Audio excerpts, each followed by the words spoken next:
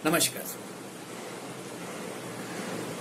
पद्म विभूषण पंडित किशन महाराज ये एक ऐसा नाम है जिसको लेते ही हमारे आंखों के सामने एक ऐसी छवि, एक ऐसा पिक्चर उभर के आ जाता है।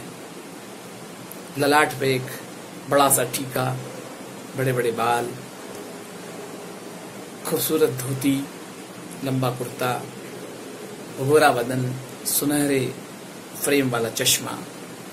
बस तबला और पंडित किशन महाराज ये दोनों के पूरक हैं। तबले का नाम लिया जाएगा तो पंडित किशन महाराज का नाम लिया जाएगा, और जब पंडित किशन महाराज का नाम लिया जाएगा तो तबले का उल्लेख आना स्वाभाविक ही है। पंडित जी के बारे में कुछ कहना या मेरे गुरु जी के बारे में कुछ कहना मेरे लिए इतना ज्यादा उचित नहीं होगा। फिर भी आपने मुझसे पूछा है कि उनके बारे में मैं कुछ अपने अनुभव और अपने एक्सपीरियंसेस वगैरह शेयर करूं, तो मैं पहले तो एज आर्टिस्ट मैं ये कहना चाहूँगा कि तबले के अलावा भी वो चित्रकारी करते थे, मूर्तिकारी करते थे। अगर कोई उनके घर में गया हो या कभी जाने का मौका मिले तो उनके घर में एक गणेश जी की बड़ी सी प्रतिमा है, वो उन्होंने खुद अपने हाथ से बनाई है, जिसमें गणेश जी मृदंग हाथ में लेके बजा रहे हैं। उसको मृदंग गणेश उन्होंने नाम कहा था। वो उन्होंने खुद अपने हाथ से बनाई है। बहुत सारी पेंटिंग्स उनके घर में मौजूद हैं। इसके अलावा उनको गार्डनिंग का शौक, बागवानी, रोज शाम को 5 बजे 5:30 बजे बगीचे में जाकर के एक एक पौधा देखना, उसको सींचना, उसकी खिदमत करना। उसके अलावा उनको पक्षियों का शौक। उनके घर में इतनी सारी पक्षियां थी अलग अलग पिंजरे में, और उनको ये मालूम हुआ करता था कि किस पक्षी को क्या चीज खाने में पसंद है। जैसे कि मसलन एक पक्षी थी तो उसको ऑमलेट पसंद आता था तो वो ऑमलेट खिलाते थे।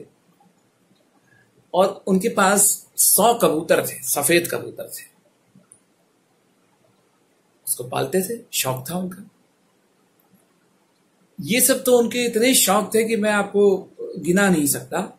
और गाने बजाने की तो बात तो हमेशा ही उनके सांसों में गाना बजाना ही चलता था, उसके अलावा कुछ बात करते ही नहीं थे वो।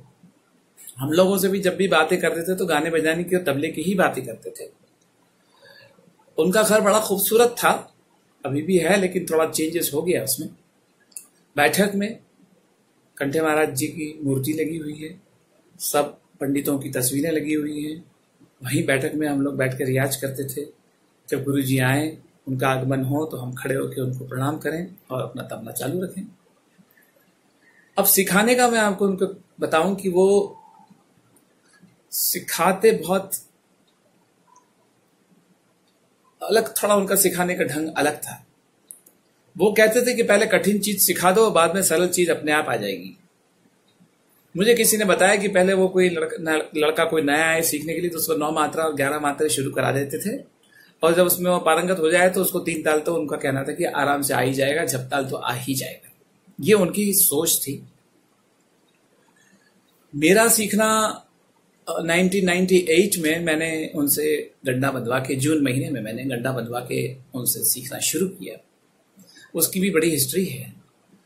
उसके पहले जब वह बम्बई में आते थे तो मेरा उनसे मिलना होता था, और मेरे मन में बड़ा कुतूहल था बनारस घराने तबले के बारे में, क्योंकि मैं फर्रुखाबाद, लखनऊ और दिल्ली घराने से तबला सीखा हुआ हूँ। पंडित तारानाथ जी, अरविंद मुड़गांवकर जी और इनके पास मैं सीखा हुआ हूँ सालों। मुझे बनारस घराने की बड़ी जिज्ञासा थी, तो मैं उनसे कहता था कि गुरु जी मुझे आपसे थोड़ा बनारस घराना सीखना है। तो मुझसे कहते थे, अरे यार अभी तुमको क्या जरूरत है, तुम तो अच्छे खासे तबला बजा रहे हो सब तरफ, रेडियो से भी बजा रहे हो, यहाँ भी बजा रहे हो, सब जगह बजा रहे हो। और ऐसा कभी कभी होता था कि महाराज जी किसी फेस्टिवल में थे, उसी फेस्टिवल में मैं भी 2-3 लोगों के साथ संगत करने के लिए पहुंच जाता था, और वहां मेरी उनसे मुलाकात भी हो जाती थी कई बार।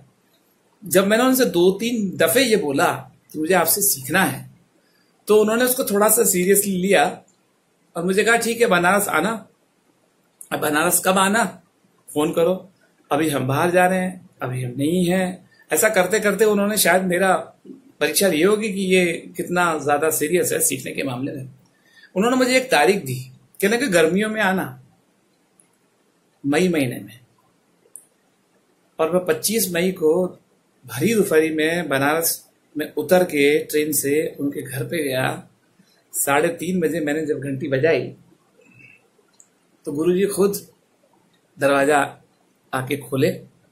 आ गए बेटा, बहुत अच्छे, चलो खाना वाना खा लिया? मैंने कहा जी गुरुजी मैंने खाना वाना सब खा लिया। बगीचे में कमरा है वो ठीक करा दिया है, जाके वहां तुम रहो और शाम को बैठक में आना, हम लोग बातें करेंगे। मैं चला गया अपना, थोड़ा फ्रेश व्रेश हुआ और आराम किया। शाम को 7 बजे बैठक में गया। उन्होंने कहा कि हाँ ये बहुत लोग और 4-5 उनके शिष्य बैठे हुए थे और कुछ लोग बैठे हुए थे, कहने लगे ये मुंबई से आए हैं, मेरा परिचय वरिचय करा के दिया। अभी कहने लगे कि अब ये सीखना चाहते हैं, कहने लगे बजाओ कुछ बजाओ। तो मैंने उनको एक गत बजा के सुनाई। तो जैसे ही मैंने वो गत बजाई, तगन दादा दादा कर, उन्होंने कहा ये तो पुरानी गत है और ये हमारे बनारस में हम इस तरह से बजाते हैं। मैंने कहा गुरुजी मुझे वही तो आपसे सीखने आना है। ठीक है, कहने लगे बढ़िया है, सीखो। ऐसे कुछ चालू वालों कुछ चीज लगी वगी सीखना है तो हम सिखा देंगे, मगर तुम्हें असल बनारस घराना सीखना है तो तुम्हें गंडा बनवाना पड़ेगा। मैं तो तैयारी से गया था, मेरे गुरु अरविंद मुड़गांव जी से मैंने पहले ही आज्ञा ले ली थी। मैंने कहा बांध दीजिए गंडा। ये बात थी सोमवार की। उन्होंने कहा गुरुवार है, गुरुवार को हम तुम्हारा गंडा बांधेंगे और उस दिन से तुमको शुरू करेंगे सिखाना। सब हो गया। 2 दिन के बाद में उनका जो सिस्टम है, 5 फल और फूल और वस्त्र और 5 मिठाई, ये सब उनके शिष्य ने कहा कि ये अय्यर को बता देना, अय्यर जी सब करवा देंगे और दक्षिणा वगैरह सब जो करके मैंने विधिवत उनसे सीखना शुरू किया। और मेरा ये सिलसिला 10 सालों तक चलता रहा, अंटिल हिज डिमाइस। मैं कभी वहां बनारस से प्रोग्राम हुआ तो वहां रुक जाता था, इलाहाबाद प्रोग्राम तो रुक जाता था, कलकत्ते जाता तो रुक जाता था, हर गुरु पूर्णिमा में जाता था। 15-20 दिन 25 दिन वहां जाकर के रहना, सीखना, रियाज करना, यही मेरा चल रहा था। और उन्होंने बड़े प्रेम से मुझे सिखाया बिना 1 रुपया लिए। कहते थे गुरु दक्षिणा तुम्हें जो देना है वो गुरु पूर्णिमा में दे दो, जो भी देना है तुम्हें, तुम्हारी इतनी दूर से तुम आ रहे हो, यहाँ से सीखने के लिए आ रहे हो, मुझे बहुत अच्छी बात लगती है। और मुझे बहुत प्यार करते थे और उनको ऐसा लगता था कि I am so educated, I know things about जैसे चीजें होती है कुछ कुछ जो पढ़े लिखे लोग, तो उनको बड़ा उसका ये लगता था कि यार ये मेरा शिष्य तो अच्छा बढ़िया पढ़ा लिखा एक मिला है, ऐसा वो बड़े गर्व से कहते थे। ये तो मेरी बात हुई। अब मैं उनके तबले के बारे में थोड़ा सा बोलने की कोशिश करूंगा। मैंने ये देखा है कि उनका तबले की तरफ देखने का जो दृष्टिकोण है वो सबसे अलग था। अलग इस तरह से था कि उन्होंने कहा कि हमने तो भाई तैयारी की तरफ कम ध्यान दिया है और हिसाब की तरफ हमने ज्यादा ध्यान दिया हुआ है। तो आप देख लीजिए कि जब हम संगत करते हैं तो अपनी चीज बजाने के बाद में फिर हम एक तिहाई लेके आते हैं और वो तिहाई जो है हमें मालूम होता है कि हम यहाँ से उठने वाले हैं और यहाँ से आ जाएंगे, लेकिन उनका कुछ भी तय नहीं होता था। उनका हिसाब वो जाने, वो कहाँ से उठते थे हमें मालूम नहीं चलता था। हमें बाद में जब गिनते हैं तो पता चलता था कि ये 11:30 से उठे या फिर ये 5:30 से उठे या कहाँ से उठे, ये बाद में समझ में आता था। और ऐसा सटीक वो सम पे आता था कि उनकी प्लानिंग जो थी सम पे आने की, वो बहुत पहले से चालू हो जाती थी, जो हमने और किसी में देखी नहीं है। क्योंकि तिहाई अलग होता था, एक चीज बजा ली, उसकी तिहाई आपने जोड़ दी, बजा दी, खत्म। उनका ऐसा नहीं था, पूरा गाने जैसा होता था, चल रहा है और अचानक जो है तिहाई सम पे आ जाती थी और हम लोगों को बड़ा मिसमैच होता था। हम लोग परेशान हो जाते थे कि कैसे आ गया, और हर बार अलग आता था। ये बात थी। और क्रिस क्रॉस लयकारी, मतलब अगर आपने उनको खंड जाति दे दिया तो खंड जाति में ऐसा वो उसको चलते थे, या मैंने तो किसी को देखा नहीं, मिश्र जाति में ऐसा चलते थे कि हमें लगता था कि जैसे कि ये 3 ताली बज रहा है। हमने उनसे पूछा कि महाराज जी आप हमेशा 3 ताली बजाते हैं, एक आध बार आप धमार बजाए होंगे, वरना तो हमने आपसे जपताल और रूपक ताल वगैरह कभी सुना नहीं। तो उन्होंने कहा कि बेटा देखो ऐसा है, 3 ताल के अंदर ही हम सब ताल बजाते हैं। और उन्होंने बताया हमें कि कैसे बजाते हैं। जब उन्होंने कहा कि मैं खंड जाति में चलता हूं तो वो मेरा झपताल होता है 3 ताल में, और जब मैं मिश्र जाति में चलता हूं तो मेरा रूपक होता है 3 ताल में, और जब संकीर्ण जाति में चलता हूं 1 2 3 1 2 3 1 2 3 1 2 3 1 2 3 1 2 3, ये मेरा 9 मात्रे का ताल हो जाता 3 ताल में। ये उनकी सोच थी। और बंदिशों के मामले में वो बहुत ज्यादा सजग थे, कॉन्शियस थे। उनका कहना था कि जो बंदिशें जैसी हैं वैसी ही रहनी चाहिए, उसका निकास वैसा ही होना चाहिए, और बंदिश बोलने के पहले कान पकड़ के उनका नाम बोलना बहुत जरूरी है।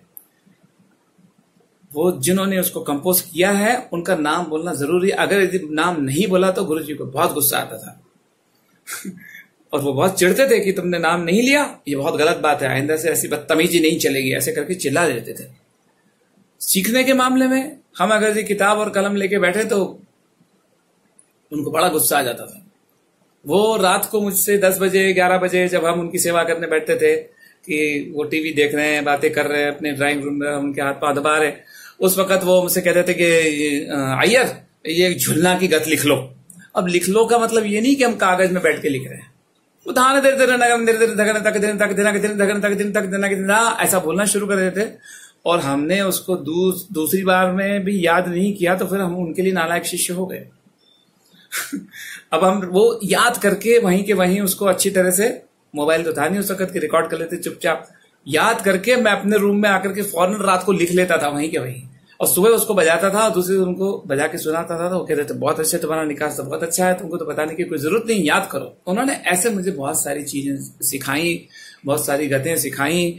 और भैरव सहाय जी की या राम सहाय जी की चीजें उन्होंने, जो बहुत इंपॉर्टेंट पुरानी चीजें हैं, लंबी लंबी चीजें हैं और कठिन चीजें हैं, वो सब मुझसे करवाई। बैठ करके मुझसे उन्होंने अच्छी तरह से मुझे याद करवाई। और मैं तो, मेरी जिंदगी अब उनके लिए समर्पित है, बस उनको ही याद करके हम बाकी जिंदगी जिएंगे, हमें मालूम है, उसके अलावा हमारे पास कोई रास्ता नहीं है। ये तो हमारा एज ए स्टूडेंट, मेरे स्टूडेंट की बात थी। अब मैं दूसरे स्टूडेंट्स की बात करता हूं आपसे। बहुत सारे स्टूडेंट्स बाहर से आते थे, रायपुर से, कलकत्ता से, यहां से, वहां से।